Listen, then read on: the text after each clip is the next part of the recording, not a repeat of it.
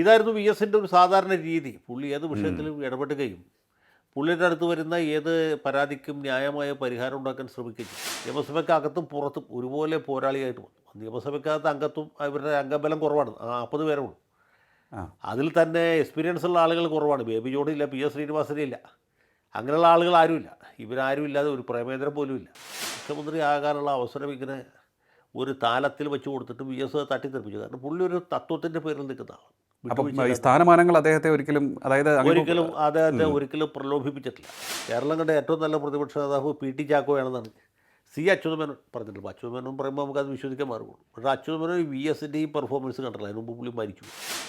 V S നിയമസഭയ്ക്കകത്തും പുറത്തും ആദ്യം ഗംഭീരമായിട്ട് പെർഫോം ചെയ്ത പ്രതിപക്ഷ നേതാവാണ്. അതുകൊണ്ടാണ് അദ്ദേഹത്തിന് സീറ്റ് നിഷേധിച്ചപ്പോൾ ജനങ്ങൾ വഴിയിലിറങ്ങിയത്.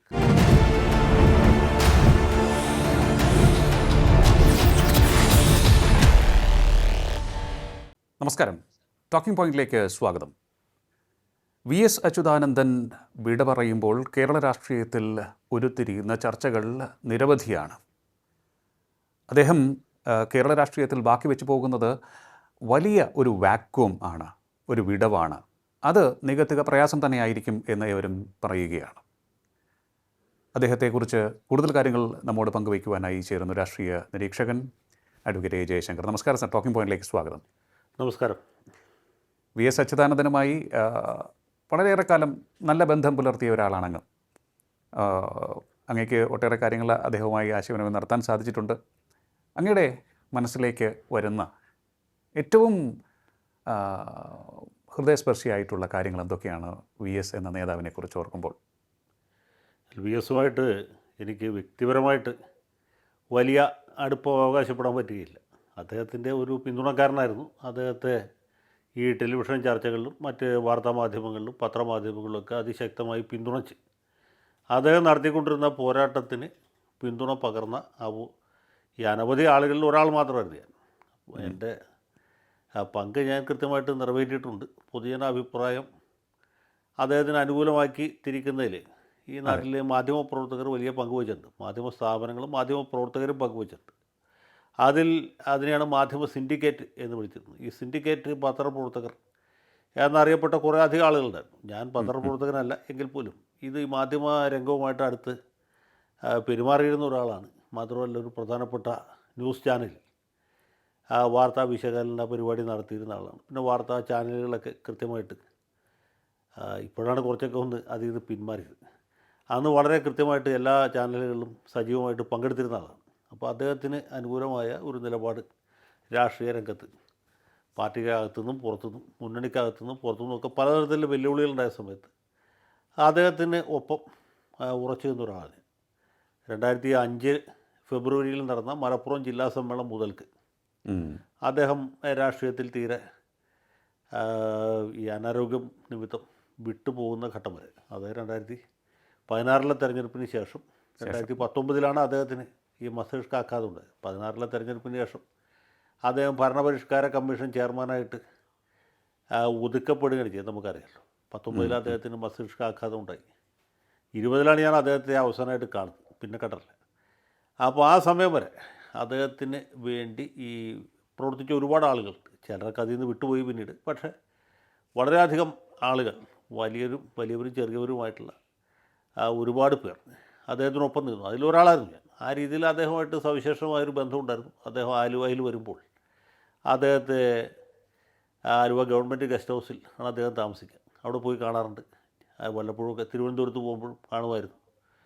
അങ്ങനെ ഒരു ബന്ധമുണ്ട്. പിന്നെ ചില സന്ദർഭങ്ങളിലൊക്കെ അദ്ദേഹം ടെലഫോണിൽ വിളിച്ച് സംസാരിക്കേണ്ടതായിട്ട് ഞാനും അതുപോലെ. അതൊക്കെ കാര്യമാത്രം പ്രസക്തമായിട്ടുള്ള ഇടപെടലുകളായിരുന്നു. ഒരു പത്രസ്ഥാപനത്തിൽ ജോലി ചെയ്യുന്ന ഒരു ജീവനക്കാരനെ പോലീസ് അകാരണമായിട്ട് വീട് വളഞ്ഞ് അറസ്റ്റ് ചെയ്തു. അയാൾ ജീവനക്കാരൻ പത്രസ്ഥാപനത്തിനെതിരെ കേസ് കൊടുത്ത ആളായിരുന്നു. കേസ് അയാൾക്ക് അനുകൂലമായിട്ട് വിധിയായ സമയത്ത് ആണ് ഈ സ്ഥാപനത്തിൻ്റെ ഒരു പ്രധാനപ്പെട്ട ആഘോഷം നടക്കുന്നത്.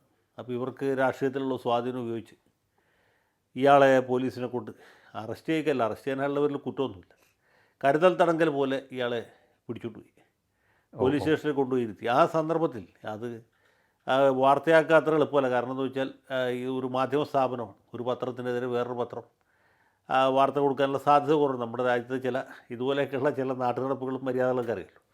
അപ്പം ഞാൻ ഈ വിഷയം അന്ന് കൈരളി ചാനലിൽ വിളിച്ച് പറഞ്ഞ് അവരെ കൊണ്ട് വാർത്തയാക്കിച്ച്. അതിന് പുറമെ വാർത്ത വന്നതിന് പുറമെ VS-ഉമായിട്ട് ബന്ധപ്പെട്ട് അദ്ദേഹം പ്രതിപക്ഷ നേതാവാണ്.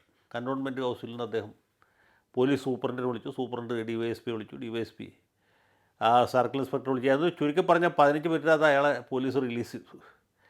അങ്ങനെയൊക്കെ ചെയ്യിക്കാൻ അതൊക്കെ VS വിചാരിച്ചാൽ നിസ്സാരമായിട്ട് എടുക്കുക. അദ്ദേഹം പ്രതിപക്ഷത്തിരിക്കുമ്പോഴും ശക്തനായിരുന്നു. അദ്ദേഹത്തിൻ്റെ വാക്കിന് ഈ നാട്ടിലൊരു വിലയുണ്ട്. ഞാൻ പറഞ്ഞത് VS-നെ നമ്മൾ അടയാളപ്പെടുത്തുന്നത് അദ്ദേഹത്തെ 5 കൊല്ലം മുഖ്യമന്ത്രിയായിരുന്നുള്ളത് ശരിയാണ്. ഭരണം മോശമൊന്നും ആയിരുന്നില്ല. അഴിമതി ആരോപണങ്ങളൊന്നും VS-ന് നേരെയോ ആ മന്ത്രിസഭയിലെ അധികം മെമ്പർമാർക്ക് നേരെയോ ഉണ്ടായിരുന്നില്ല. പിന്നെ ആരോപണം ഉണ്ടായവരെ അപ്പം തന്നെ രാജിവെപ്പിക്കാൻ അദ്ദേഹത്തിന് സാധിച്ചു. മന്ത്രി P. ജോസഫിനെതിരായിട്ട് ലൈംഗികാപവാദം ഉണ്ടായി. ഒരു വിമാനയാത്രക്കിടയിൽ ഒരു യാത്രക്കാരിയോട് മര്യാദയായിട്ട് പെരുമാറി. VS ഉടനെ തന്നെ ഒരു വനിതാ IG കൊണ്ട് ഇത് അന്വേഷിപ്പിച്ചു. IG സന്ധ്യയായിരുന്നു. അവരന്വേഷിച്ചു. കേസുണ്ട്, പരാതി നിലനിൽക്കുന്നതാണെന്ന് പറഞ്ഞു. മിനിറ്റ് വച്ച് VS ജോസഫിൻ്റെ അടുത്ത് രാജി എഴുതി പഠിച്ചു. ജോസഫ് ഒരു പ്രബലമായ രാഷ്ട്രീയ കക്ഷിയെ, അതിനേക്കാളൊരു പ്രബല സമുദായത്തെ പ്രതികരിച്ചിരുന്ന ആളാണ്. VS-ന് പക്ഷേ ആയിരുന്നു ഒരു കുലുക്കുണ്ടായില്ല. അത് കഴിഞ്ഞ് TU കുരുവിള ആ സ്ഥാനത്ത് മന്ത്രി. കുരുവിളക്കെതിരായിട്ട് മറ്റു തരത്തിലുള്ള ആരോപണങ്ങളുണ്ടായിരുന്നു, ചില ഭൂമി ഇടപാടുമായിട്ട് ബന്ധപ്പെട്ട്. അന്ന് ചീഫ് സെക്രട്ടറി ആയിരുന്ന ലിസി ജേക്കബിനോട് അന്വേഷിക്കാൻ പറഞ്ഞു. ലിസി ജേക്കബ് അന്വേഷിച്ചു. റിപ്പോർട്ട് കിട്ടിയ ഉടനെ കുരുവിളെ കൊണ്ട് രാജിവെപ്പിച്ചു. ആർക്കും ഒരു ആക്ഷേപത്തിന് ഇടപെട്ടില്ല. ഇപ്പോൾ P. ജോസഫിനാണെങ്കിലും കുരുവിളക്കാണെങ്കിലും സത്യസന്ധമായ ഒരു അന്വേഷണമാണ് നടക്കുന്നത് എന്ന് മനസ്സിലായി. സമയബന്ധിതമായിട്ടത് പൂർത്തിയാക്കി. അനന്തമായിട്ട് അന്വേഷണം നീട്ടിക്കൊണ്ടു പോകല്ല. ഒരു വസ്തുതാന്വേഷണം നടത്തുന്നു, രാജിവെപ്പിക്കുന്നു. പിന്നീട് കുരുവിളയുടെ അഴിമതിയെക്കുറിച്ച് അന്വേഷിക്കാനായിട്ട് ജസ്റ്റിസ് നരേന്ദ്രനെ കമ്മീഷനായിട്ട് വെക്കുന്നു. അങ്ങനെ പല പരിപാടികളും നടക്കുന്നുണ്ട്. അതൊന്നുമല്ല ഞാൻ പറയാം. പക്ഷേ ഇതായിരുന്നു VS-ൻ്റെ ഒരു സാധാരണ രീതി. പുള്ളി ഏത് വിഷയത്തിലും ഇടപെടുകയും പുള്ളിയുടെ അടുത്ത് വരുന്ന ഏത് പരാതിക്കും ന്യായമായ പരിഹാരം ഉണ്ടാക്കാൻ ശ്രമിക്കുകയും ചെയ്തു. അദ്ദേഹം ഈ വളരെ താഴെ തട്ടിൽ നിന്ന് ഉയർന്നു വന്ന ഒരാളാണ്. നമ്മൾ ഈ രാഷ്ട്രീയം പഠിക്കുമ്പോൾ ശ്രദ്ധിക്കേണ്ടത്, കേരളത്തിൽ മുഖ്യമന്ത്രിമാരായ മറ്റേ ആളുകൾ പരിശോധിച്ച് നോക്കിയാൽ PMS-നെ പോലെ വളരെ സമ്പന്നമായ പശ്ചാത്തലത്തിൽ നിന്ന് വന്നവരുണ്ട്. അല്ലെങ്കിൽ C. അച്യുതമേനെ പോലെ, AK ആൻ്റണിയെ പോലെ, PK വാസുദേവനെ പോലെ ഇടത്തട്ടിൽ നിന്ന് ഉയർന്നു വന്നവരുണ്ട്. ഉമ്മൻചാണ്ടിയെ പോലുള്ള ആളുകളുണ്ട്. പക്ഷേ തീരെ താഴെ തട്ടിൽ നിന്ന് ഉയർന്നു വന്ന ആദ്യത്തെ ഒരു പ്രൊളിറ്റേറിയൻ മുഖ്യമന്ത്രി VS ആയിരുന്നു. അതിനു മുമ്പ് സംവരണ സമുദായത്തിൽ നിന്ന് പലരും വന്നിട്ടുണ്ട്. ഉദാഹരണത്തിന് R. ശങ്കർ അല്ലെങ്കിൽ C. കേശവനൊക്കെ മുഖ്യമന്ത്രിമാരുണ്ടെങ്കിൽ അവർ ആ സമുദായത്തിൽ നിന്ന് അതിൻ്റെ ഒരു മേൽശ്രേണിയിൽ നിന്ന് വന്നവരാണ്. പരമ്പരാഗതമായിട്ട് വിദ്യാഭ്യാസമുള്ള അല്ലെങ്കിൽ സാംസ്കാരികമായിട്ട് ഉയർന്ന നിലവാരത്തിൽ ഉള്ള കുടുംബത്തിൽ നിന്ന് വന്ന ആളുകളാണ്. ഉന്നത വിദ്യാഭ്യാസം നേടിയവരാണ്. C. കേശവനാണെങ്കിലും അല്ലെങ്കിൽ R. ശങ്കറാണെങ്കിലും അവരൊക്കെ BA BL പാസ്സായവരാണ്. അധ്യാപകരായിട്ടും പത്രപ്രവർത്തകരായിട്ടും അഭിഭാഷകരായിട്ടൊക്കെ പ്രവർത്തിച്ചവരാണ്. അങ്ങനെ ഒരു ബാക്ക്ഗ്രൗണ്ടിൽ നിന്നല്ല VS വരുന്നത്. അദ്ദേഹത്തിൻ്റെ ഔപചാരിക വിദ്യാഭ്യാസം വളരെ കുറവായിരുന്നു. അദ്ദേഹം പഠിച്ചത് ജനങ്ങളുടെ സർവകലാശാലയിൽ നിന്നാണ്. അപ്പോൾ അവിടെ നിന്ന് സ്വായത്തമാക്കിയ അറിവുകളാണ്. അദ്ദേഹം പ്രതിപക്ഷ നേതാവാകുന്ന ആദ്യകാലത്ത് ഒരു തമാശ പോലെ എൻ്റെ രാഷ്ട്രീയ ഗുരുനാഥനായ CK ചന്ദ്രപ്പൻ ഒരു ട്രെയിൻ യാത്രയിൽ പറഞ്ഞതാണ്. ഇദ്ദേഹം ആദ്യം പ്രതിപക്ഷ നേതാവുന്നത് 92-ലാണ്. ആ നിയമസഭയിൽ അദ്ദേഹത്തിന് പ്രതിപക്ഷ നേതാവ് എന്നുള്ള എനിക്ക് ശരിക്കും ശോഭിക്കാൻ കഴിയില്ല. കാരണം ഈ പ്രതിപക്ഷ നേതൃസ്ഥാനത്തിന് വേണ്ട ചില പ്രത്യേകമായ അടവുകളും അതുപോലെ ചട്ടങ്ങളും വ്യവസ്ഥകളും പാർലമെൻ്ററി പ്രൊസീജിയറും ഒക്കെ കാണാൻ പണം പഠിച്ച ഒരാളായിരുന്നില്ല VS. പുള്ളി പണ്ട് ഈ 67-77 കാലത്ത് കേരള നിയമസഭയിൽ അംഗമായിരുന്നെങ്കിലും അന്ന് നിയമസഭയിൽ അദ്ദേഹം അത്ര സജീവമായിരുന്നില്ല. നിയമസഭയിലായിരുന്നില്ല. പുള്ളിയുടെ പോരാട്ടം പ്രധാനമായിട്ടും കുട്ടനാട്ടിലും മറ്റേ ആലപ്പുഴയിലെ കയർ തൊഴിലാളി മേഖലയിലുമൊക്കെ ആയിരുന്നു. അതുകൊണ്ട് അദ്ദേഹത്തിന് ആ രംഗത്ത് ശ്രദ്ധിക്കാൻ പറ്റിയിട്ടില്ല. പെട്ടെന്ന് ഒരു ദിവസം പ്രതിപക്ഷ നേതാവായി കഴിഞ്ഞപ്പോൾ MLA ആയിട്ടിരിക്കുന്ന പോലെയല്ല, പ്രതിപക്ഷ നേതാവ് എന്ന് വെച്ചാൽ വലിയ ഉത്തരവാദിത്വം. അദ്ദേഹത്തിന് ആ രീതിയിൽ ശോഭിക്കാൻ പറ്റിയില്ല എന്ന് CK പറയുകയുണ്ടായി. എന്ന് മാത്രമല്ല അന്ന് ഈ ബേബി ജോണും ഉണ്ടായിരുന്നു. ബേബി ജോൺ ഒരു വില്ലാളി വീരനായിരുന്നു. മാത്രമല്ല ഈ പ്രതിപക്ഷ നേതൃസ്ഥാനത്തിന് വേണ്ട സകല അഭ്യാസങ്ങളും അറിയുന്ന ആളാണ്. ബേബി ജോണും PS ശ്രീനിവാസനും ഒക്കെ ഉണ്ടായിരുന്നുകൊണ്ടാണ് VS ഒരുമാതിരി പിടിച്ചു നിന്നത്. അതുമാത്രമല്ല VS-ൻ്റെ ഈ നീട്ടിയും കുറുക്കിയുമുള്ള സംസാര ശൈലി കേൾക്കുമ്പോൾ കോൺഗ്രസ്സുകാരെ ആർത്തിച്ചിരിക്കുമായിരുന്നു. മാത്രമല്ല CK പറയുന്നതനുസരിച്ചാണ് ഈ VS ഇവിടെ ഇങ്ങനെ പിടിക്കുമ്പോൾ കരുണാകരൻ പുള്ളി വലിയ കുസൃതിക്കാരനാണല്ലോ, പുള്ളി അവിടെ നിന്ന് ഇങ്ങോട്ട് പിടിക്കും എന്നാണ്. അപ്പോൾ ഇത് കാണുമ്പോൾ മാർക്സിസ്റ്റുകാരടക്കമുള്ള മെമ്പർമാർ VS കാണുകയും കാണാതെയും വായു പൊത്തിച്ചിരിക്കുമായിരുന്നു. അങ്ങനെയാണ് പുള്ളിയുടെ തുടക്കം എന്നാണ്. പക്ഷെ പിന്നീട് AK ആൻ്റണി മുഖ്യമന്ത്രിയായിരിക്കുന്ന സമയത്ത് അതിനുശേഷം ഉമ്മൻചാണ്ടി തുടരുന്ന സമയത്തൊക്കെ VS ഭയങ്കരമായ ഫോമിലായി. കാരണം VS നിയമസഭയ്ക്ക് അകത്തുള്ള പോരാട്ടമല്ല, നിയമസഭയ്ക്കകത്തും പുറത്തും ഒരുപോലെ പോരാളിയായിട്ട് വന്നു. നിയമസഭയ്ക്കകത്ത് അംഗത്വം ഇവരുടെ അംഗബലം കുറവാണ്, 40 പേരേ ഉള്ളൂ. ആ അതിൽ തന്നെ എക്സ്പീരിയൻസ് ഉള്ള ആളുകൾ കുറവാണ്. ബേബി ജോണില്ല, പി എസ് ശ്രീനിവാസനില്ല, അങ്ങനെയുള്ള ആളുകൾ ആരുമില്ല. ഇവരാരും ഇല്ലാതെ ഒരു പ്രേമേന്ദ്രൻ പോലും ഇല്ല. കൂടെയുള്ള ഈ കെ പി രാജേന്ദ്രൻ, ബിനോയ് വിശ്വം, ഇങ്ങനെയൊക്കെയാണ് സി പി എന്ന് വരുന്ന ആൾക്കാർ. സി പി എമ്മിലാണെങ്കിൽ Kodiyeri Balakrishnan, A K Balan, Sreemathi teacher, ഇവരൊന്നും നമ്മൾ പിന്നീട് കാണുന്ന ആളുകളല്ലല്ലോ. അന്നൊക്കെ തീരെ ഇൻഎക്സ്പീരിയൻസ്ഡ് ആയിട്ടുള്ള അതെ ആ യുവാക്കളെയും അങ്ങനെ രണ്ടാം തരം മൂന്നാം തരയിൽപ്പെട്ട എം എൽ എമാരെ വെച്ചുകൊണ്ടാണ് പുള്ളി പോരാട്ടം നടത്തി. പിന്നെ ഈ നീലദോസ് നാടനെ പോലെ കുറച്ച് പേരൊക്കെ എക്സ്പീരിയൻസ്ഡ് ആയിട്ടുള്ളവരുണ്ടായിരുന്നു. അപ്പോൾ ഇവരെയൊക്കെ വെച്ചുകൊണ്ട് വി എസ് ഒരു പുതിയ ടീം ഉണ്ടാക്കുകയും വളരെ ശക്തമായിട്ട് മുന്നോട്ട് വെച്ചു. അന്ന് പുള്ളിക്ക് വലിയൊരു പിന്തുണക്കാരനായിട്ട് നിന്നത് പി സി ജോർജാണ്. പി സി ജോർജിനെ തന്നെ എൽ ഡി എഫ് നിന്ന് പുറത്താക്കാനുള്ള ഒരു കാരണം പിണറായി വിജയൻ ഇദ്ദേഹത്തോട് ഇഷ്ടക്കേടായി എന്നുള്ളതാണ്. ഈ ബി എസിൻ്റെ ഒരു സിൽബന്ധിയായിട്ട് നടക്കുന്നുണ്ട്. ബി എസിൻ്റെ അടുപ്പക്കാരായിട്ട് നടക്കുന്നവർക്ക് പലർക്കും ഇതേ ശിക്ഷ അനുഭവിക്കേണ്ടതുണ്ട്. മഞ്ഞളാംകുഴി അലി വേറൊരു ഉദാഹരണം, പി സി ജോർജ് അങ്ങനെ. അപ്പം നമ്മൾ വിഷയം അതല്ലാത്തതുകൊണ്ട് ഞാൻ അതിലേക്ക് പോകുന്നില്ല. ഇങ്ങനെയൊക്കെ ഒരുപാട് കാര്യങ്ങൾ ഇതിൻ്റെ അകത്തുണ്ട്. പാർട്ടി വിട്ടു പോകേണ്ടി വന്നു, മുന്നണി വിട്ടു പോകേണ്ടി വന്നവരൊക്കെ ഒരുപാട് പേര് ഇതിൻ്റെയൊക്കെ ശിക്ഷ അനുഭവിക്കുന്നുണ്ട്. പിന്നെ വി എസിൻ്റെ കൂടെ ഉറച്ചു നിന്ന പല നേതാക്കന്മാർക്കും പാർട്ടിയിൽ നടപടി നേരിടേണ്ടതുണ്ട്. പാർട്ടി പിന്നീട് അംഗീകാരം കിട്ടാതെ പോയിട്ട് ഇപ്പോൾ സുരേഷ് കുറുപ്പ് മോശക്കാരനൊന്നും ആയിരുന്നില്ലോ, അദ്ദേഹം 2 തവണ എം എൽ എ, പക്ഷേ മന്ത്രിസ്ഥാനത്തേക്ക് പരിഗണിക്കപ്പെട്ടില്ല.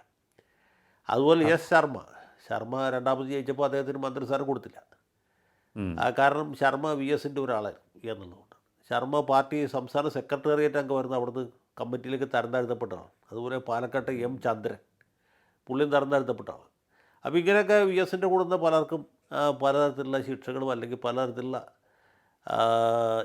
പരാധീനതകളും അനുഭവിക്കേണ്ടതുണ്ട്. ഗോപി കോട്ടമുറി ഈ ഗ്രൂപ്പ് മാറിയ ശേഷമാണ് അദ്ദേഹത്തിന് പാർട്ടിക്കകത്ത് പിടിച്ചു നിൽക്കാൻ പറ്റും. അങ്ങനെ പലർക്കും പലതരത്തിലുള്ള ദുരനുഭവങ്ങളൊക്കെ ഉണ്ടായിട്ട് ഞാൻ പറഞ്ഞത് വി എസ് ഒരാൾ മാത്രമാണ് അതിൽ നിന്നൊക്കെ ഒരു വിധത്തിൽ ഉരുണ്ടും പരണ്ടുമൊക്കെ രക്ഷപ്പെട്ടു. ഇപ്പോൾ പാർട്ടിയുടെ അകത്തെ രാഷ്ട്രീയം ചർച്ച ചെയ്യുമ്പോൾ ഈ പിണറായി വിജയൻ അല്ല സത്യത്തിൽ പുള്ളിയുടെ ഏറ്റവും വലിയ എതിരാളിയായിട്ട് വന്നത്.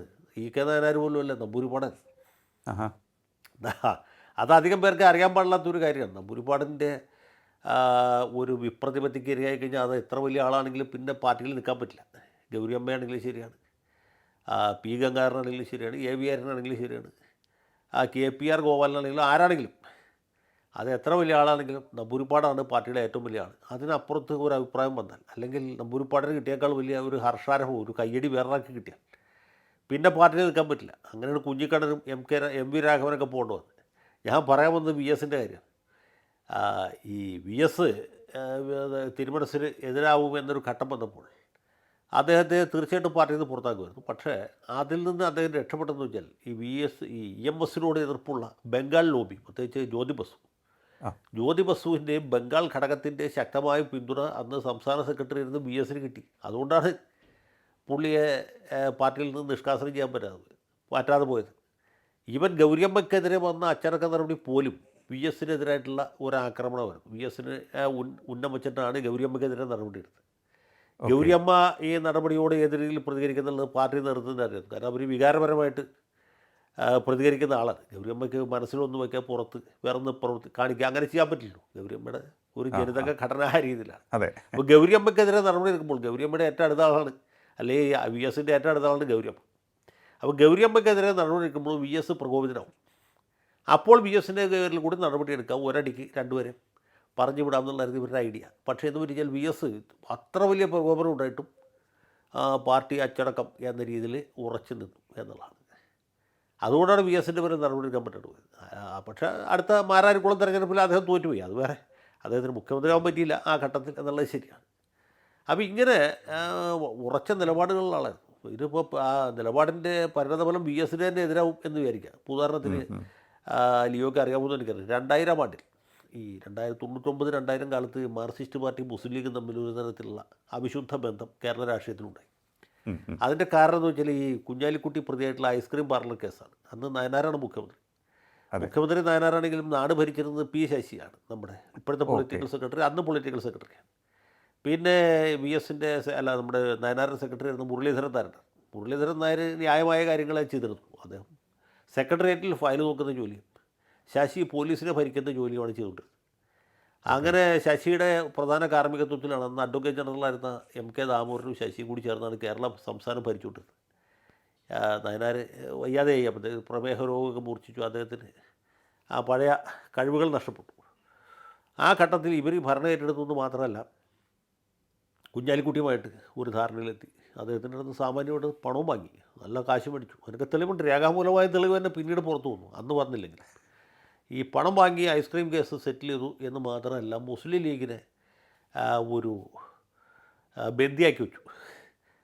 ഓക്കെ. മുസ്ലിം ലീഗിനെ ബന്ദിയാക്കിയിട്ട് കുഞ്ഞാലിക്കുട്ടിയുടെ തലയ്ക്ക് നേരെ തോക്ക് ചൂണ്ടിയിട്ടാണ് പാർട്ടിയെ ബന്ദിയാക്കിയത്.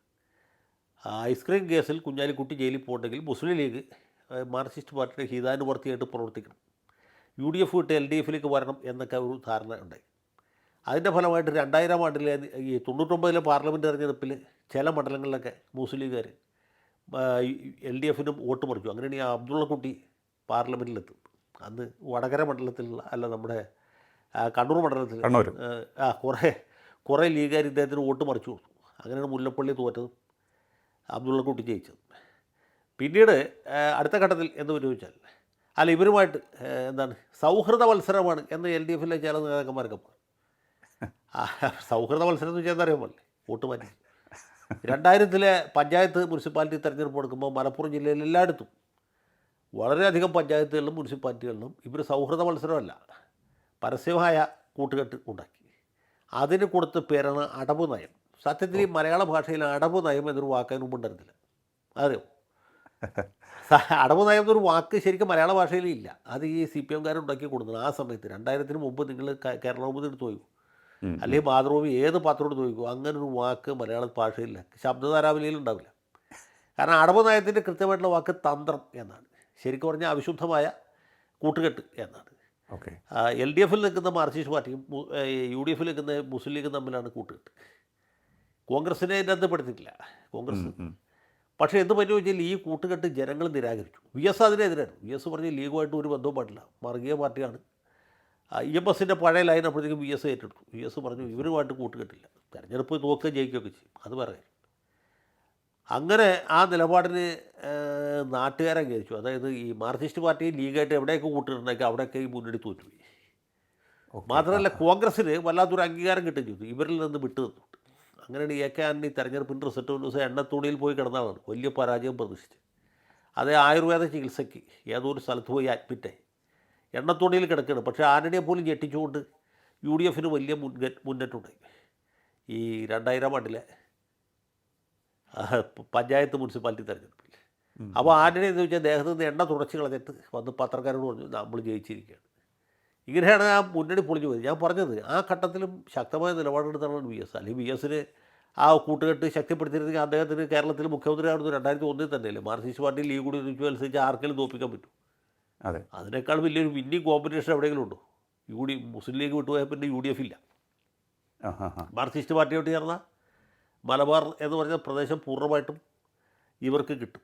പിന്നെ തിരുവിതാംകൂറിൽ എത്ര പേര് ജയിക്കാൻ നോക്കിയാൽ മതി.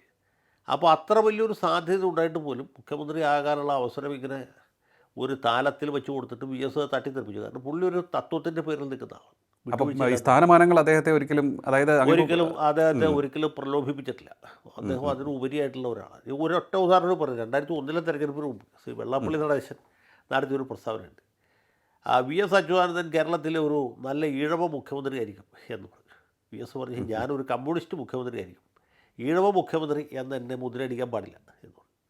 അത് കേട്ട് വെള്ളാപ്പള്ളി പ്രകോപിതനാവുകയും പുള്ളി UDFന് പിന്തുണ കൊടുക്കും ഒക്കെ. അങ്ങനെയൊക്കെ പല തമാശകളുണ്ട്. ഞാനിപ്പോൾ ഇതിപ്പോൾ പറഞ്ഞ കൂട്ടത്തിൽ പറഞ്ഞൊന്നു മാത്രമേ. ഓക്കെ. അപ്പോൾ ഇങ്ങനെയൊക്കെ ഒരുപാട് കാര്യങ്ങളുണ്ട്. അദ്ദേഹത്തിന് ഒരിക്കലും അങ്ങനെ വിട്ടുവീഴ്ച ചെയ്യുന്നൊരു വിട്ടുവീഴ്ച ചെയ്യാത്ത ആളായിരുന്നു. പുള്ളിക്ക് പുള്ളിയുടേതായ ശരികളുണ്ട്. പുള്ളിയുടെ ശരി ചിലപ്പോൾ തെറ്റായിരിക്കും. ഈ ശരിയെന്ന് പുള്ളി വിചാരിക്കുന്നത് ശരിക്കും തെറ്റായിരിക്കും. ഞാൻ പറഞ്ഞത് തെറ്റ് പറ്റാത്ത ആളല്ലേ VS. അങ്ങനെയൊക്കെ ചില അബദ്ധങ്ങളൊക്കെ അദ്ദേഹത്തിന് പറ്റിയിട്ടുണ്ട്. ഞാനിപ്പോൾ അത് എണ്ണി പറയാൻ ഉദ്ദേശിക്കുന്നില്ല. ചിലപ്പോൾ അത് നയത്തിൽ വരുന്ന വീഴ്ചയല്ല, ഇൻഡിവിജ്വലായിട്ടുള്ള കേസിൽ പുള്ളി ഒരു വിഷയത്തിൽ ഇടപെടുമ്പോൾ പുള്ളിയുടെ കൂടെ നിൽക്കുന്ന ആളുകൾ പറഞ്ഞു കൊടുത്തിട്ടാണല്ലോ ഇടപെടുന്നത്. അപ്പോൾ ഈ ഇൻപുട്ട് തെറ്റായിരിക്കും. അപ്പോൾ പിന്നെ സ്വാഭാവികമായിട്ടും അദ്ദേഹത്തിൻ്റെ പ്രതികരണവും തെറ്റായിരിക്കും. അപ്പോൾ അങ്ങനെയൊക്കെ സംഭവിച്ചിട്ടുണ്ട്. പക്ഷേ അദ്ദേഹത്തിൻ്റെ നിലപാടിൽ ഒരിക്കലും വിട്ടുവീഴ്ചയില്ല, വെള്ളം ചേർക്കാത്ത നിലപാടായിരുന്നു. അതുകൊണ്ടാണ് ഞാനും എന്നെപ്പോലുള്ള ഒരുപാട് ആളുകളും അദ്ദേഹത്തിനോട് നിന്നത്. ഇല്ല പിണറായി വിജയനെ സ്തുതിക്കാൻ പോരുന്നെങ്കിൽ എനിക്ക് എന്തൊക്കെ സ്ഥാനമാനങ്ങളുണ്ട്, ഞാൻ ഇപ്പോൾ ഇവിടെ ഇരിക്കേണ്ട ആളല്ല. എനിക്കിപ്പോൾ സ്ഥാനവും മാനവും ഒന്നും വലിയ വിഷയമല്ലാത്തതുകൊണ്ട് അങ്ങനെ പോകുന്നു എന്ന് മാത്രമേ ഉള്ളൂ. വേറൊന്ന് ചോദിച്ചോട്ടെ, ഈ 96 അദ്ദേഹം കേരളത്തിൻ്റെ മുഖ്യമന്ത്രി ആകുമെന്ന് എല്ലാവരും പ്രതീക്ഷിച്ചു. പക്ഷേ പാർട്ടി ജയിച്ചപ്പോൾ അദ്ദേഹം തോറ്റു, മാരാരിക്കുളത്ത് നിന്നും വളരെ അപ്രതീക്ഷിതമായ തോൽവി. പക്ഷേ ആ തോൽവി വി എസിനെ കൂടുതൽ കരുത്തനാക്കി. പിന്നീട് അതുവരെ കണ്ട വി എസ് ആയിരുന്നില്ല, മറ്റൊരു വി എസിൻ്റെ മുഖം കേരളം കണ്ടു എന്നാണ് പറയുന്നത്. അത് ശരിയാണോ? അല്ല, അദ്ദേഹത്തിൻ്റെ അടിസ്ഥാന സ്വഭാവത്തിൽ മാറ്റമില്ല. ഞാൻ പറഞ്ഞില്ല, വിട്ടുവീഴ്ച ഇല്ലാത്ത ആളാണ്. ആലപ്പുഴ ജില്ലാ സെക്രട്ടറി ആയിരിക്കുമ്പോഴും സംസ്ഥാന കമ്മിറ്റി അംഗമായിരിക്കുമ്പോഴും കേന്ദ്ര കമ്മിറ്റിയിൽ നിന്ന് ഇറങ്ങിപ്പോരുമ്പോഴും ആ വി എസ് പിടിച്ച പിടിയാണ്. അതിൽ യാതൊരു മാറ്റമില്ല. സംസ്ഥാന സെക്രട്ടറി ആയിരിക്കുമ്പോഴും പോളിറ്റ് ബ്യൂറോ അംഗമായിരിക്കുമ്പോഴും പ്രതിപക്ഷ നേതാവായിരിക്കുമ്പോഴും ഒക്കെ വിട്ടുവീഴ്ച ഇല്ലാത്ത, പക്ഷേ പുള്ളിയുടെ ഒരു ഇമേജിൽ ഒരു വലിയ മാറ്റം വരുന്നുണ്ട്. അതാണ് ഞാൻ പറയുന്നത്. ആൾ സെയിമാണ്, പക്ഷേ ആ വി എസിനെ എങ്ങനെ പ്രൊജക്റ്റ് ചെയ്യുന്നതിനനുസരിച്ചിട്ടാണ്. ഇപ്പോൾ പൊതുവെ അതേ പാർട്ടി സെക്രട്ടറി ആയിരിക്കുമ്പോൾ വിട്ടുവീഴ്ചയില്ലാത്ത സെക്രട്ടറിയാണ്, കാർക്കശ്യക്കാരനാണ്. അതുള്ള ഈ ബദൽ രേഖയൊക്കെ വന്നപ്പോൾ ഉറപ്പിച്ച് നിർത്താൻ പുള്ളിക്ക് പറ്റിയത്. കരിമ്പാറ പോലെ ഉറച്ചു നിന്ന ആളാണ്. പ്രതിപക്ഷ നേതാവായിരിക്കുമ്പോഴും പുള്ളിയുടേതായ ശരികളിൽ ഉറച്ചു നിന്ന ആളാണ്. ഈ ഭരണപക്ഷത്തിനെതിരായിട്ടുള്ള ആക്രമണത്തിൽ ഒരു വിട്ടുവീഴ്ചയും ചെയ്തിട്ടില്ല. അദ്ദേഹം ഈ ഇടതുമുന്നണി കൺവീനറായി ഒരു ചെറിയ സമയമുണ്ട്. അതായത് 96 തോൽവിക്ക് ശേഷം അദ്ദേഹത്തിൻ്റെ താല്പര്യപ്രകാരമാണ് ഇ കെ നായനാർ മുഖ്യമന്ത്രിയാവും. അതുവരെ അദ്ദേഹത്തിൻ്റെ എതിർഭാഗത്ത് നിന്ന് നായനാരെ പുള്ളി കൊണ്ടുവന്ന് മുഖ്യമന്ത്രിയാക്കുകയാണ്. അന്ന് സംസ്ഥാന കമ്മിറ്റിയിലെ 10 മെമ്പർമാരോ മറ്റും വോട്ട് മാറ്റി ചെയ്തു. അങ്ങനെയാണ് ഇവർക്ക് ഭൂരിപക്ഷം കിട്ടിയത്. ഭൂരിപക്ഷം മറുഭാഗത്തായിരുന്നു. അങ്ങനെ ഭൂരിപക്ഷം ഉണ്ടാക്കി അദ്ദേഹത്തെ മുഖ്യമന്ത്രിയാക്കി നിർത്തി. അപ്പോൾ നായനാരുടെ പഴയ ശക്തി നഷ്ടപ്പെട്ടു. കാരണം ഗ്രൂപ്പ് അപ്പുറത്തും നായനാർ ഇപ്പുറത്തും.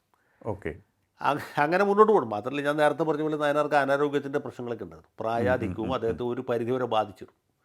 പക്ഷേ നായനാരായിരുന്നു ജനങ്ങളുടെ മുമ്പിൽ ഒരു വലിയ നായകൻ. കാരണം നായനാരെ എല്ലാവർക്കും ഇഷ്ടമുള്ളൂ, നായനാരെ എല്ലാവർക്കും സ്നേഹമാണ്. രാഷ്ട്രീയമായിട്ട് വിയോജിപ്പുള്ളവരും അദ്ദേഹത്തെ വ്യക്തിപരമായിട്ട് ഇഷ്ടപ്പെടുകയും സ്നേഹിക്കുകയും ചെയ്തു. ആ രീതിയിലൊരു സ്നേഹം നായനാർക്ക് കിട്ടുമ്പോൾ അങ്ങനെ ഒരു സാധനം വി എസിന് ഉണ്ടായിരുന്നില്ല. പക്ഷേ ഈ സർക്കാരിൻ്റെ പല കുളറായ്മകളെയും, ഇടതുപക്ഷ സർക്കാരിൻ്റെ തെറ്റായ പല നയപരിപാടികളെയും വി എസ് മുന്നണിക്കകത്തും പുറത്തും പൊതു പ്രസ്താവനകൾ കൊണ്ട് തന്നെ തിരുത്താൻ ശ്രമിച്ചു. അങ്ങനെയാണ് പാർട്ടിയിലെ മറ്റൊരു വിഭാഗം നേതാക്കൾ ഇദ്ദേഹത്തിനെതിരായത്. ഇപ്പോൾ പാർട്ടിയെ കൊണ്ടുനടക്കുന്ന ആളുകളൊക്കെ വി എസിനെതിരായത് വി എസ് ഈ പാർട്ടിക്കകത്ത് നിന്നുകൊണ്ട് പാർട്ടി നടപടികൾ, മന്ത്രിസഭയുടെ തീരുമാനങ്ങളൊക്കെ ചോദ്യം ചെയ്യാൻ തുടങ്ങിയപ്പോൾ അത് കഴിഞ്ഞിട്ടാണ് അടുത്ത തെരഞ്ഞെടുപ്പിൽ അദ്ദേഹം ജയിക്കുന്നു. പക്ഷേ നേരത്തെ പറഞ്ഞ പോലെ പ്രതിപക്ഷത്തായി പോകും. അപ്പോഴാണ് ശരിക്കും പ്രതിപക്ഷ നേതാവായത്. ആ പ്രതിപക്ഷ നേതാവായിട്ടിരിക്കുമ്പോഴും ആദ്യഘട്ടത്തിൽ നായനാരും ഉണ്ട്. നായനാർ 2004 മരിക്കുന്നത്, പാർലമെൻറ്റ് തെരഞ്ഞെടുപ്പ് കഴിഞ്ഞ ഉടനെയാണ്. അപ്പോൾ നായനാർ മരിച്ച് പിന്നെ ഒരു വാക്വം ഇതുപോലെ. കാരണം ജനപ്രിയ നായകൻ CPM-ൽ ഇല്ല. അതെ, കാരണം നായനാരെ പോലെ നായനാർ മാത്രം ഉണ്ടായിരുന്നു. നായനാർ എവിടെ വന്ന് പ്രസംഗിച്ചാലും ഒരു 3000-4000 ആൾ കേൾക്കാൻ വരും. അതിൽ എല്ലാ പാർട്ടിക്കാരും ഉണ്ടാവും. അങ്ങനത്തെ ഒരാളില്ല, ഒരു ക്രൗഡ് പുള്ളർ എന്ന രീതിയിലേക്ക് വി എസ് വരുന്നത്. പക്ഷേ ഈ നായനാരെ പോലെ തമാശ പറഞ്ഞിട്ടോ ആളുകളെ ചിരിപ്പിച്ചിട്ടോ ആളുകളുടെ ഇഷ്ടം പിടിച്ചു പറ്റിയിട്ടുമല്ല. ആളുകളുടെ ആദരമാണ്, ബഹുമാനമാണ് വി എസ് പിടിച്ചു. അതെന്താ വെച്ചാൽ അദ്ദേഹത്തിൻ്റെ നിലപാട് ഞാൻ നേരത്തെ പറഞ്ഞ പോലെ വിട്ടുവീഴ്ചയില്ലാതെ വി എസ് മതികെട്ടാൻ ചോലയിൽ പോകും. മതികെട്ടാൻ ചോല എന്ന് പറഞ്ഞൊരു സ്ഥലമുണ്ട് ഹൈ റേഞ്ചിൽ. അത് മാണി ഗ്രൂപ്പുകാർ കയ്യേറും. ഈ വിവരം പത്രത്തിൽ വരും. ഇത് കണ്ട് വി എസ് പ്രകോപിതനാകുന്നു. വി എസ് PC ജോർജിൻ്റെ കൂട്ടുപിടിച്ച് PC-യുടെ കൂടെ, PC ജോർജിന് ആ ഭാഗമൊക്കെ നല്ല പരിചയമാണ്. മതികെട്ടാൻ ചോലയിൽ ചെല്ലുന്നു. അതിന് വലിയ മാധ്യമ ശ്രദ്ധ കിട്ടും. കാരണം ഈ പ്രായത്തിലാണ് അദ്ദേഹം കയറുന്നത് ആലോചിക്കും. അതെ, അന്ന് അദ്ദേഹത്തിന് 80 വയസ്സിന് മേലെ പ്രായമുണ്ട്. ഈ കൂടെ കയറുന്ന പത്രപ്രവർത്തകരെയൊക്കെ അണച്ച് അവശരായി. പക്ഷേ വി എസ് എല്ലാ ആവേശത്തോടെ കയറി. അങ്ങനെ വി എസ് പെട്ടെന്ന് ഈ വക ഇതിൽ ഒരു നിലപാടെടുത്തു. പെൺവാണിഭ കേസുകളുടെ കാര്യത്തിൽ, ശ്രീപീഡന കേസുകളുടെ കാര്യത്തിലൊക്കെ വളരെ കർക്കശമായ നിലപാട് സ്വീകരിക്കുന്നു. ശ്രീപീഡകരെയും പെൺവാണിഭക്കാരെയും കയ്യാമം വച്ച് നടുറോഡിലൂടെ നടത്തും എന്ന് പറഞ്ഞപ്പോൾ ആളുകൾ കോരിത്തരിച്ചു. കാരണം ജനങ്ങൾ ബോറടിച്ചിരിക്കുകയാണ് ഇതുകൊണ്ടൊക്കെ. അപ്പോഴാണ് പുള്ളിയുടെ ഒരു അവതാരം. അതൊരു വരവായിരുന്നു. അതിൽ നമ്മുടെ ഷാജഹാനൊക്കെ വലിയ പങ്ക് വഹിച്ചിട്ടുണ്ടെന്നുള്ളത് ശരിയാണ്. അവരാണ് ഇതിന് ഐഡിയ കൊടുത്തത്. ഐഡിയ അവരുടെ ആണെങ്കിലും അതിൽ പെർഫോം ചെയ്തത് വി എസ് തന്നെയാണ്. വി എസിൻ്റെ വ്യക്തിപരമായിട്ടുള്ള ഒരു വലിയ കരിസ്മയും അദ്ദേഹം പ്രതിപക്ഷ നേതാവ് എന്ന സ്ഥാനവും അതൊക്കെ ശരിക്കും ഉപയോഗിച്ച ആളാണ്. കാരണം എന്ന് വെച്ചാൽ അദ്ദേഹത്തെ പോലൊരു പ്രതിപക്ഷ നേതാവ് ഉണ്ടായിട്ടില്ല. കേരളം കണ്ട ഏറ്റവും നല്ല പ്രതിപക്ഷ നേതാവ് PT ചാക്കോയാണെന്നാണ് C അച്യുതമേനോൻ പറഞ്ഞിട്ടുള്ളത്. അച്യുതമേനോൻ പറയുമ്പോൾ നമുക്കത് വിശ്വസിക്കാൻ മാറുള്ളൂ. പക്ഷേ അച്യുതമേനോൻ വി എസിൻ്റെ ഈ പെർഫോമൻസ് കണ്ടില്ല. അതിന് മുമ്പ് പുള്ളി മരിച്ചുപോയി. വി എസ് നിയമസഭയ്ക്കകത്തും പുറത്തും ആദ്യം ഗംഭീരമായിട്ട് പെർഫോം ചെയ്ത പ്രതിപക്ഷ നേതാവാണ്. അതുകൊണ്ടാണ് അദ്ദേഹത്തിന് സീറ്റ് നിഷേധിച്ചപ്പോൾ ജനങ്ങൾ വഴിയിലിറങ്ങിയത്. അല്ലാണ്ട് ലിയോ ഇതൊന്നും ആലോചിച്ച് നോക്കുക. അദ്ദേഹത്തിന് പാർട്ടി സീറ്റ് നിഷേധിച്ചത് 96-ലായിരുന്നു എന്ന് വിചാരിക്കാം. ആരും ശ്രദ്ധിക്കില്ല. കാരണം ആരും ശ്രദ്ധിക്കില്ല.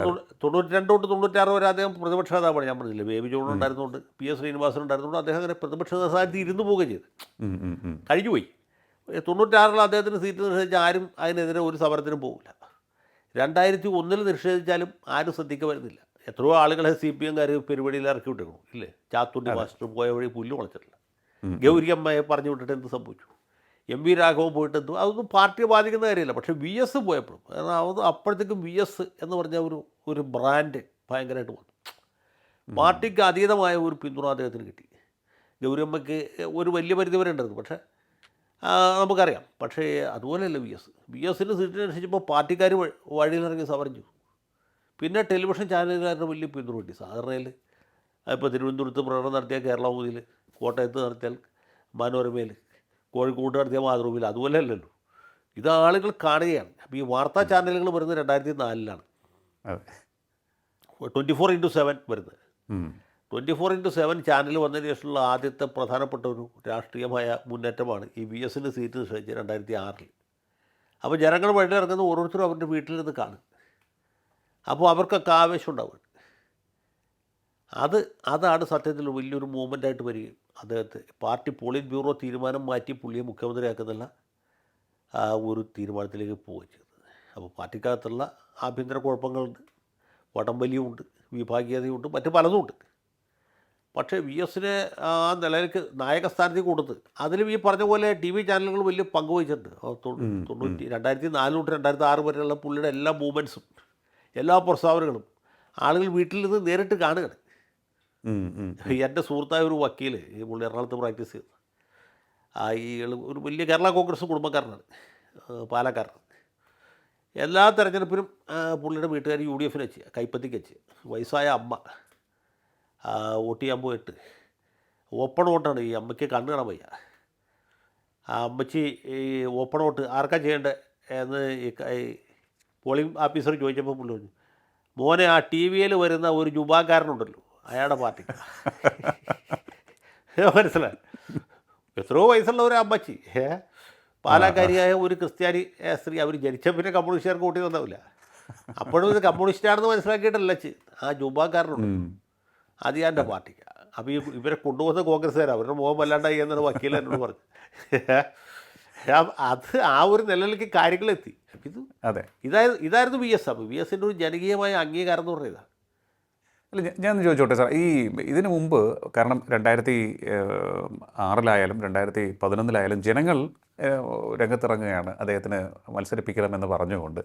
രാത്രി പന്തംകുളത്തിപ്പടയൊക്കെ നമ്മൾ TV-യിൽ കണ്ടതാണ്. അപ്പോൾ അതിനു മുമ്പ് ഇത്തരത്തിൽ അന്ന് അദ്ദേഹത്തിന് പാർട്ടിയിൽ കാര്യമായ പിടിയൊന്നും ഉണ്ടായിരുന്നില്ല. എതിർവശം വളരെ മൃഗീയ ഭൂരിപക്ഷം എന്ന് നമുക്ക് വിശേഷിപ്പിക്കാവുന്ന തരത്തിൽ കരുത്തുമായിരുന്നു. ആ സിറ്റുവേഷനിൽ പോലും തീരുമാനം മാറ്റിക്കുവാൻ ജനങ്ങളുടെ ഇടപെടലിലൂടെ സാധിച്ചിരിക്കുന്നു. എനിക്കൊന്ന് കമ്മ്യൂണിസ്റ്റ് പാർട്ടിയുടെ ചരിത്രത്തിൽ അങ്ങനെ ഒന്ന് നേരത്തെ ഉണ്ടായിട്ടുണ്ടോ? കമ്മ്യൂണിസ്റ്റ് പാർട്ടിയുടെ ചരിത്രത്തിൽ അങ്ങനെയൊന്നും ഉണ്ടായിട്ടില്ല. പാർട്ടിക്കാർ പല അബദ്ധ തീരുമാനങ്ങൾ എടുത്തിട്ടുണ്ടാവുന്നല്ല, എടുത്തിട്ടുണ്ട്, ഇഷ്ടംപോലെ എടുത്തിട്ടുണ്ട്. കൽക്കട്ട തീസീസ് അടക്കം ഒരുപാട് തീരുമാനങ്ങൾ എടുത്തിട്ടുണ്ട്. പാകിസ്ഥാനെ പിന്തുണച്ചത് അതുപോലത്തെ ഒരു തീരുമാനമെടുത്തു. പക്ഷേ ഈ തീരുമാനമൊക്കെ എടുക്കുമ്പോൾ പാർട്ടിക്കകത്ത് ഒരുപാട് പേർക്ക് അറിയാം ഇത് അബദ്ധമാണ്, മണ്ടത്തരമാണ്, ഇതെടുത്ത പാർട്ടിയുടെ നിലനിൽപ്പുള്ളതിലാവും എന്ന്. പക്ഷേ തീരുമാനം എടുക്കുമ്പോൾ എടുത്തു കഴിഞ്ഞു. എടുത്താൽ പിന്നെ എടുത്തതാണ് പാർട്ടി. അച്യുതാനന്ദൻ തന്നെ പ്രസംഗിക്കണ ഞാൻ എൻ്റെ ചെവിയോട് കേട്ടിട്ടുണ്ട്. പാർട്ടി പകൽ എന്ന് പറഞ്ഞാൽ പകൽ, അർദ്ധരാത്രി എന്ന് പറഞ്ഞാൽ അർദ്ധരാത്രി തന്നെ. അച്യുതാനന്ദനടക്കമുള്ള ആൾക്കാർ പ്രസംഗിച്ചിരുന്നത് ഇതാണ്. അദ്ദേഹത്തിൻ്റെ സ്വന്തം വാക്കുകളാണ് ഞാനീ പറഞ്ഞത്. അപ്പോൾ പാർട്ടി പകലെന്ന് പറഞ്ഞാൽ പകൽ എന്നാണ്, അർദ്ധരാത്രി എന്ന് പറഞ്ഞാൽ അർദ്ധരാത്രി. പക്ഷേ അങ്ങനെയുള്ള പാർട്ടിയെ കൊണ്ട് ഈ തീരുമാനം മാറ്റിക്കാൻ സാധിച്ചു എന്നുള്ളതാണ്. അത് ചെറിയ കാര്യമല്ലോ ഒരിക്കലും. അതെ, അതെ. വേറൊന്ന്, അദ്ദേഹത്തിന് ശരിയെന്ന് തോന്നുന്നതിന് വേണ്ടി ഒരു വിട്ടുവീഴ്ചയില്ലാത്ത പോരാട്ടം നടത്തിയിരുന്നു. പക്ഷേ അദ്ദേഹം കരുതിയിരുന്നത് ശരിയല്ല എന്ന് തോന്നിയാൽ ആ നിലപാടിൽ നിന്നും പിന്നിലേക്ക് പോകാനും അദ്ദേഹം തയ്യാറായിരുന്നു എന്നുള്ളതിൻ്റെ ഒരു ഉദാഹരണം 2006 വരെ, എനിക്കൊന്ന് 2001 മുതൽ 2006 വരെ ജലവിഭവ മന്ത്രിയായിരുന്ന തിരുവഞ്ചൂർ രാധാകൃഷ്ണൻ കഴിഞ്ഞ ദിവസം ഒരു ഓർമ്മ പങ്കുവയ്ക്കുന്നത് കണ്ടായിരുന്നു. ഈ മുല്ലപ്പെരിയാർ വിഷയത്തിൽ സർക്കാർ വേണ്ട രീതിയിൽ നടപടി സ്വീകരിക്കുന്നില്ല എന്ന് പറഞ്ഞുകൊണ്ട് നിയമസഭയ്ക്കകത്ത് വളരെ ശക്തമായ പോരാട്ടം അദ്ദേഹം നടത്തുകയും തിരുവഞ്ചൂർ തന്നെ അദ്ദേഹത്തോട് പറഞ്ഞു നമുക്ക് മുല്ലപ്പെരിയാറിൽ നേരിട്ട് പോയി കണ്ട് കാര്യങ്ങൾ വിലയിരുത്താമെന്ന് പറയുകയും അവർ അവിടെ പോയി പരിശോധിച്ചപ്പോൾ VSന് താൻ പറഞ്ഞ കാര്യം ശരിയല്ല എന്ന് ബോധ്യപ്പെടുകയും ആ നിലപാടിൽ നിന്ന് അദ്ദേഹം പിന്നോട്ട് പോവുകയും ചെയ്തു എന്നാണ് പറയുന്നത്. അത് പത്രക്കാരോട് അദ്ദേഹം നേരിട്ട് പറയുകയും ചെയ്തു. അപ്പോൾ അത്തരത്തിൽ താൻ പറയുന്ന കാര്യങ്ങൾ അല്ലെങ്കിൽ വിശ്വസിക്കുന്ന കാര്യങ്ങൾ തെറ്റ് എന്ന് ബോധ്യപ്പെട്ടാൽ പിന്നിലേക്ക് പോകാനും അദ്ദേഹം തയ്യാറായിരുന്നു എന്ന് അങ്ങേക്ക് തോന്നിയിട്ടുണ്ടോ? അല്ല, അങ്ങനെ അത് ഒരു നല്ല പൊതുപ്രവർത്തകൻ്റെ ഏറ്റവും നല്ല വലിയ പ്രധാനപ്പെട്ട ലക്ഷണമാണ്. തെറ്റ് പറ്റാത്തവരായിട്ട് ആരും തന്നെ ഉണ്ടാവില്ല, പ്രത്യേകിച്ച് പൊതുരംഗത്ത് നിൽക്കുന്നവർ. ഈ അവർ എത്തുന്ന തീരുമാനം അല്ലെങ്കിൽ അവരെത്തുന്ന ഒരു ജഡ്ജ്മെൻറ്റ് എന്ന് പറയുന്നത് അവർക്ക് കിട്ടുന്ന അറിവ് വെച്ചിട്ടാണ്. അവർ ഒന്നുകിൽ ഡെലിബറേറ്റായിട്ട് ആൾക്കാരെ തെറ്റിദ്ധരിപ്പിക്കാം, അല്ലെങ്കിൽ പറഞ്ഞു കൊടുക്കുന്ന ആളുകൾ തെറ്റായിട്ട് ധരിച്ചിട്ടായിരിക്കാം. പല രീതിയിൽ സംഭവിക്കാം. അത് മനസ്സിലാക്കുകയും അത് ഒരിക്കൽ തെറ്റ് പറ്റിയെന്ന് മനസ്സിലാക്കി കഴിഞ്ഞാൽ അത് സംഭവിച്ച അടുത്ത ഘട്ടത്തിലേക്ക് പോകണം, അതല്ലേ ചെയ്യേണ്ടത്.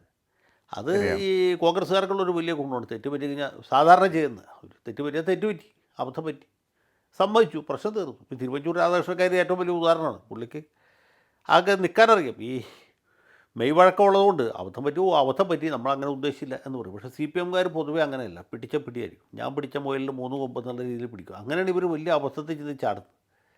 അതിപ്പോൾ ഒരു ജനാധിപത്യ സംവിധാനത്തിൽ ആർക്കും തെറ്റുപറ്റും. ജനങ്ങൾക്കും തെറ്റുപറ്റും, നേതാക്കന്മാർക്കും തെറ്റുപറ്റും, ഇലക്ഷൻ കമ്മീഷന് തെറ്റുപറ്റും, യന്ത്രത്തിന് വരെ തെറ്റുപറ്റും. അപ്പോൾ സ്വാഭാവികമായിട്ടും ഇപ്പോൾ തെറ്റുക പറ്റുക, നമ്മൾ തെറ്റ് അംഗീകരിക്കുക, തെറ്റ് തിരുത്തുക, അടുത്ത നടപടിയായിട്ട് മുമ്പോട്ട് പോകുക, അങ്ങനെയല്ലേ ചെയ്യേണ്ടത്. അതെ അതെ. ഇനിയിപ്പോൾ ഈ VS എന്ന ഒരു വികാരം വലിയ രീതിയിൽ ആളിക്കത്തിച്ചൊരു സമയം നമ്മളൊക്കെ കണ്ടിട്ടുണ്ട്. ഇപ്പോൾ അദ്ദേഹത്തിൻ്റെ മരണശേഷവും അത് നിലനിൽക്കുന്നുണ്ട്. അത് തിരഞ്ഞെടുപ്പിൽ ഏതെങ്കിലും തരത്തിൽ ബാധിക്കുമെന്ന് നമുക്ക് കരുതുന്നുണ്ടോ? കാരണം അദ്ദേഹം 2019 ശേഷം അല്ലെങ്കിൽ 2016 ശേഷം ആക്റ്റീവ് പൊളിറ്റിക്സിൽ അത്ര ഒന്നും ഇടപെട്ടിട്ടുണ്ടായിരുന്നില്ല. അപ്പോൾ ഇത്രയും വലിയൊരു ഗ്യാപ്പ് വന്നിട്ടുണ്ട്. ഈ വരാൻ പോകുന്ന തെരഞ്ഞെടുപ്പുകളിൽ ഏതെങ്കിലും തരത്തിൽ അദ്ദേഹത്തിൻ്റെ സ്വാധീനം ഉണ്ടാകുമെന്ന് അങ്ങ് കരുതുന്നുണ്ടോ?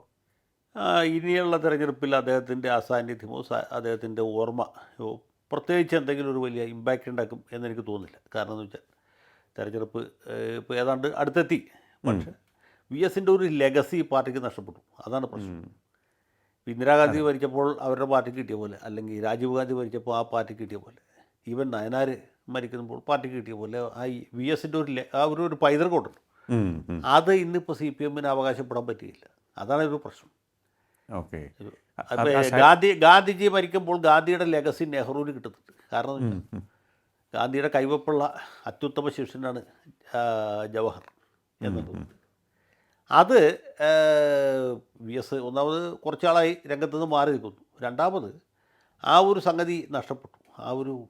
അദ്ദേഹത്തിൻ്റെ ഒരു പൈതൃകം, അദ്ദേഹത്തിൻ്റെ പാരമ്പര്യം എന്ന് വെച്ചാൽ അദ്ദേഹത്തിൻ്റെ മാത്രമല്ല, മുമ്പ് ഈ രംഗത്ത് ഇപ്പോൾ ഈ കൃഷ്ണപിള്ള മുതൽക്ക് ഇങ്ങോട്ട് ഒരുപാട് നേതാക്കന്മാരുണ്ടല്ലോ, ഇതുപോലെ പ്രവർത്തിച്ച ആളുകൾ, ഈ ജനങ്ങളിൽ നിന്ന് ഉയർന്നു വന്ന് ജനങ്ങൾക്ക് വേണ്ടി പ്രവർത്തിച്ച് ജനങ്ങളിൽ ഒരാളായി നിന്ന് അങ്ങനെ പിരിഞ്ഞു പോയ ആളുകൾ. ഇപ്പോൾ സുഗതൻ സാറാണെങ്കിൽ അതുപോലെ ഒരുപാട് നേതാക്കന്മാരുണ്ടായിരുന്നു.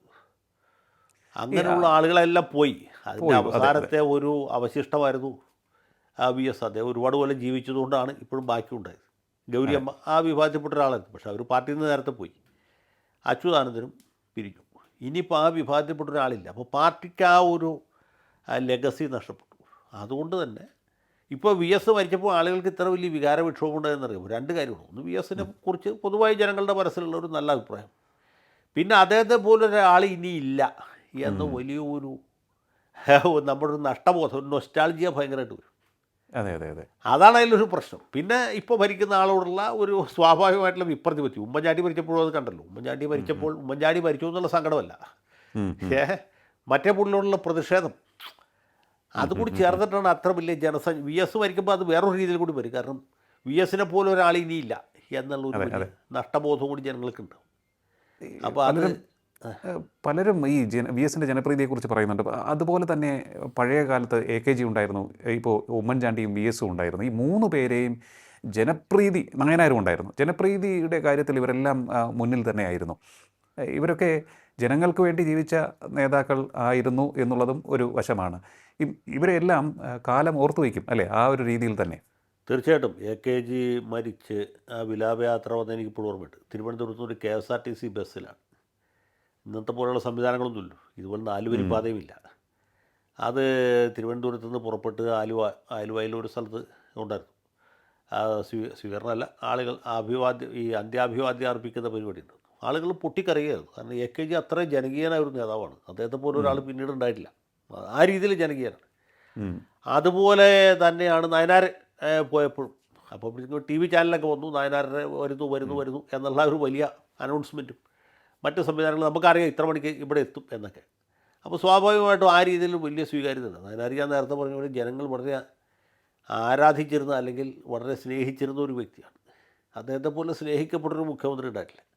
ഉമ്മൻചാണ്ടിയുടെ കാര്യത്തിൽ വേറൊരു രീതിയിലാണ്. ഉമ്മൻചാണ്ടി വളരെ വളരെ വളരെ ജനകീയനാണല്ലോ. ആളുകൾക്ക് ഈ ഉപകാരം ചെയ്യുന്ന ഈ ക്യാൻസർ രോഗികളെ അല്ലെങ്കിൽ അംഗവൈകല്യം ബാധിച്ച ആളുകളെ ഇവരെയൊക്കെ ചേർത്ത് പിടിക്കുന്ന ഒരു സ്നേഹത്തിൻ്റെ കരുതലിൻ്റെയൊക്കെ പ്രതീകമായിട്ട് മാധ്യമങ്ങൾ കുട്ടിക്കാലം മുതലേ അദ്ദേഹത്തെ ഇങ്ങനെ വാഴ്ത്തിക്കൊണ്ടു വന്നതാണ്. വലിയൊരു മാധ്യമ പരിലാളന കിട്ടിയ ആളാണ്.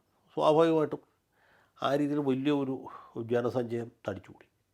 VSനെ സംബന്ധിച്ചുള്ള ഇതിൽ നിന്നൊക്കെ കുറേ കൂടി വ്യത്യസ്തനാണ്. പുള്ളിയുടെ ഈ യൗവനത്തിലോ അല്ലെങ്കിൽ മധ്യവയസ്സിലോ ഈവൻ വാർദ്ധക്യത്തിൽ പോലും ആ രീതിയിൽ ഒരു ജനങ്ങളുമായിട്ടുള്ള അടുത്ത ബന്ധം ഉണ്ടായിരുന്നില്ല. പാർട്ടിക്കാരുമായിട്ടുള്ള ബന്ധം ഉണ്ടെന്നല്ലാണ്ട് ബഹുജനങ്ങളുമായിട്ട് ഉണ്ടായിരുന്നു. പക്ഷേ മുഖ്യമന്ത്രി ആയിരിക്കുന്ന സമയത്തും പ്രതിപക്ഷമായിരിക്കുന്ന സമയത്തും നടത്തിയ വലിയ പോരാട്ടം അത് വളരെ ശക്തമായിട്ട് ജനങ്ങളെ സ്വാധീനിക്കുകയും ജനങ്ങളുടെ ആദരവ് ബഹുമാനം പിടിച്ചു പറ്റി. ഉമ്മൻചാണ്ടിയുള്ള സ്നേഹമാണ്. AKGയോടുള്ളത് അതുപോലെ തന്നെ ഒരു വികാരമാണ് നമ്മുടെ AKG എന്നുള്ള.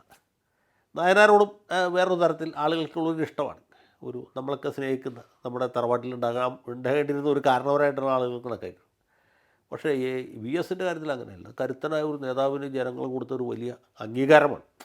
അദ്ദേഹത്തിന് ബഹുമതിയായിട്ടാണ് എന്നാണ് എൻ്റെ ഒരു തോന്നൽ, എൻ്റെ ഒരു വിലയിരുത്തൽ. ഒരു ചോദ്യം കൂടി, അതായത് ഇപ്പോൾ നയനാറിന് ശേഷം VS വന്നു, VSന് ശേഷം പിണറായി വിജയൻ വന്നു. പിണറായിയും VSും തമ്മിൽ വലിയ തർക്കങ്ങളും അഭിപ്രായ വ്യത്യാസങ്ങളൊക്കെ ഉണ്ട്, എല്ലാവർക്കും അറിയാമെന്നുള്ള കാര്യമാണ്. പക്ഷേ പിണറായിക്ക് ശേഷം ആര് എന്നുള്ളത് വലിയൊരു ചോദ്യമായി നിലനിൽക്കുകയല്ലേ? അങ്ങനെ ഒരു ചോദ്യം കമ്മ്യൂണിസ്റ്റ് പാർട്ടി പോലത്തെ ഒരു സെറ്റപ്പിൽ ഉണ്ടാകാൻ പാടില്ലാത്തതാണ്. നെഹ്റുവിന് ശേഷം ആര് എന്നുള്ളൊരു ചോദ്യം പണ്ടുണ്ടായിരുന്നു. അന്ന് നെഹ്റുവിനെ പോലെ നെഹ്റു മാത്രമേ ഉള്ളൂ. നെഹ്റുവിൻ്റെ സമയത്ത് തന്നെ ബാക്കി നേതാക്കന്മാരൊക്കെ മരിച്ചു.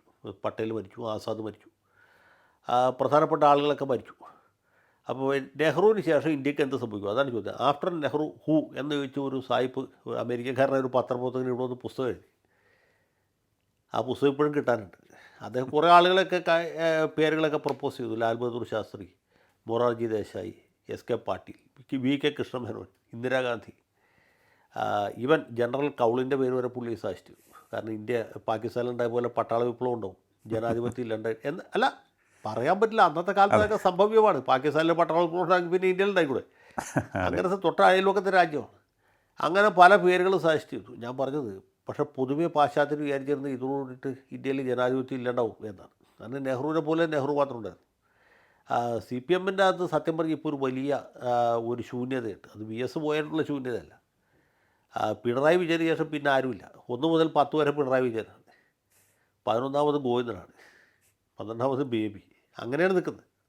അപ്പോൾ അതൊരു വലിയ പ്രശ്നമാണ്. ഇനിയിപ്പോൾ ആരെങ്കിലും ഒരാൾ വരും, ഇന്നയാളല്ലെങ്കിൽ വേറൊരാൾ, അങ്ങനെ. പക്ഷേ അവർക്കൊക്കെ ഓരോ ന്യൂനതകളുണ്ടാകും. ഇവരെ പോലെയൊന്നും തന്നെ അത്രയും ഉയരത്തിലേക്ക് അങ്ങനെ വിചാരിക്കാൻ പറ്റില്ല. ഒരു വെല്ലുവിളി ഉണ്ടാവുന്നതനുസരിച്ചിട്ടാണല്ലോ ഒരു സ്ഥാനത്തേക്ക് ഒരാൾ വരുമ്പോൾ. ഇപ്പോൾ നരേന്ദ്രമോദി ഇന്ത്യയുടെ പ്രധാനമന്ത്രി ആവുമെന്ന് ആരെങ്കിലും വിചാരിച്ചിട്ടുണ്ടോ? ശരിയാണ്. ഏറ്റവും കുറഞ്ഞത് അഡ്വക്കേറ്റ് ജയശങ്കർ വിചാരിച്ചിട്ടില്ല. ഞാൻ എൻ്റെ ഒരു പ്രതിനിധിയായിട്ട് പറയുന്നത് വേറെ ഒന്നുമല്ല. BJPക്ക് second line third line leadership ഗംഭീരമായിട്ടുണ്ടായിരുന്നു. ഇപ്പോൾ വാജ്പേയിക്ക് ശേഷം അദ്വാനിയും ജോഷി, അത് കഴിഞ്ഞാൽ പിന്നെ എത്രയോ നേതാക്കന്മാരുണ്ട്. രാജ്നാഥ് സിംഗ് ഉണ്ടായിരുന്നു, മുരളി മനോഹർ ജോഷി നമ്മുടെ പ്രമോദ് മഹാജൻ ഉണ്ടായിരുന്നു, സുഷമ സ്വരാജ് ഉണ്ടായിരുന്നു, അരുൺ ജെയ്റ്റ്ലി ഉണ്ടായിരുന്നു, ഗോപിനാഥ മുണ്ടെ ഉണ്ടായിരുന്നു. ഇവരാരും വന്നില്ലല്ലോ ആ സ്ഥാനത്തേക്ക്. ആ വൈൽഡ് കാർഡ് എൻട്രി ആയിട്ട് മോഡിയാണ് വന്നത്. അന്നത്തെ അല്ലെങ്കിൽ മോഡി വരുന്ന ആർക്കും സങ്കല്പിക്കാൻ പോലും പറ്റില്ല. അപ്പോൾ അതൊക്കെ ആ സ്ഥാനത്തേക്ക് ആളുകൾ ഉയർന്നു വരും. നമ്മൾ അങ്ങനെയൊന്നും വിചാരിക്കുന്നതിൽ അർത്ഥമില്ല. ശരിയാണ്. ഏതായാലും നമുക്ക് കാത്തിരിക്കാം കേരളത്തിൽ ഏത് മാറ്റങ്ങൾ ഉണ്ടാകും എന്നുള്ളത് സംബന്ധിച്ച്. പക്ഷേ VS എന്ന വികാരം അത് വലുത് തന്നെയാണ്. അത് ഈ കാലവും നിലനിൽക്കുക തന്നെ ചെയ്യും. അദ്ദേഹം നൽകിയ സംഭാവനയെ അത്രമേൽ വലുതായി ജനങ്ങൾ നോക്കിക്കാണുകയും ആ നേതാവിന് ജനങ്ങൾ നൽകിയ അംഗീകാരം അത് മറ്റാരെക്കാളും വലുതാണ് എന്നുമാണ് വിലയിരുത്തലുകൾ വന്നിരിക്കുന്നത്. അഡ്വക്കേറ്റ് ജയശങ്കറും അതേ തരത്തിൽ തന്നെയാണ് പറഞ്ഞിരിക്കുന്നത്. വളരെയധികം നന്ദി സർ, ഇത്രയും സമയം ടോക്കിംഗ് പോയിൻറ്റുമായി സഹകരിച്ചത്. ടോക്കിംഗ് പോയിൻ്റ് ഈ അധ്യായം ഇവിടെ പൂർണ്ണമാകുന്നതിന് അടുത്ത എപ്പിസോഡിൽ കാണാം നമുക്ക്. നമസ്കാരം.